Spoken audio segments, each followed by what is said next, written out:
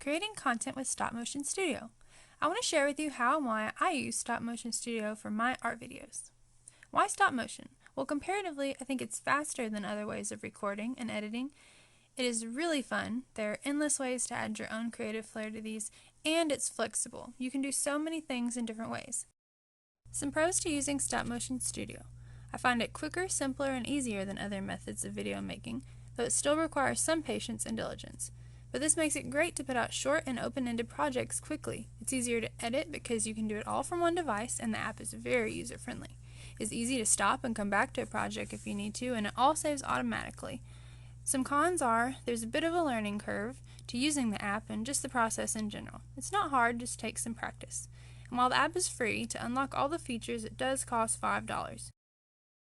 I made a chart so you can see exactly what you get for the money, but my favorite features has been being able to access the sound library. They have really cool effects and background music, and the drawing feature where you can draw on top of the frames. You can add lines and pictures and even animations with this tool. Now for a quick tour of the app. Definitely not an in-depth tutorial, but it will get you familiar with the basics. For in-depth knowledge on using the app, I recommend going to their website from the Help button. When you open the app, you'll see all the videos that you have made. If you select one, you can see the toolbar of options. You can play, share, duplicate, or trash it. When you start a new video, it will take you to the timeline editor. Click the camera to add photos. This will take you to the camera screen. Once you take a photo, you can use the onion skins feature, which is your best friend for stop motion. You can take pics with your camera on a tripod or stand, but I rarely do this, and you don't have to thanks to onion skins. What it is a slider bar that shows you a transparency of the last image, so you can sync them back up when you need to. There's a timer feature which allows the camera to take continuous shots at the increments that you select. At the bottom, you've got some camera options. You can choose the camera from your device, you can play with the green screen, you can also use a remote camera. If you've taken some pics, go back to the first screen. You can now see the images you've taken in the timeline below and scroll through them. You can always click the question mark to remind you what all the buttons mean, or to go to their website for extra help. Click the microphone to record audio for your video. This feature allows you to record it until you like it, and you can even edit the clip and layer voice, sounds, and effects. The plus sign shows all the things that you can insert, such as images from your phone. You can add title credit slides with their backgrounds and layouts, which are super fun.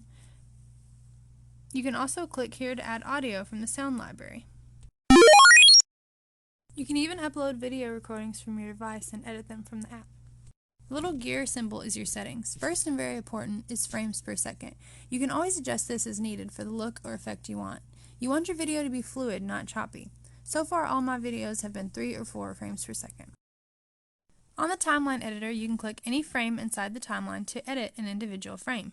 You can pause the frame to hold it there for X amount of seconds. You can edit the audio clips here, edit the frame, erase, which is super cool. It's like Clone Tool in Photoshop. You can select multiple frames to cut, copy, and paste into another area of the timeline and delete. Let's click the edit to go to the frame editor. This screen reminds me a lot of Photoshop. You can use the onion skins to see the previous frame for reference. There is an editing toolbar at the bottom with rotate, flip, crop, filters, and opacity.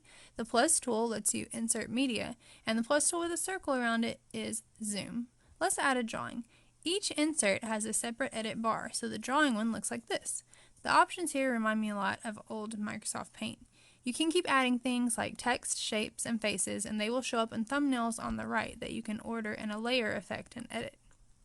Let's see some simple examples.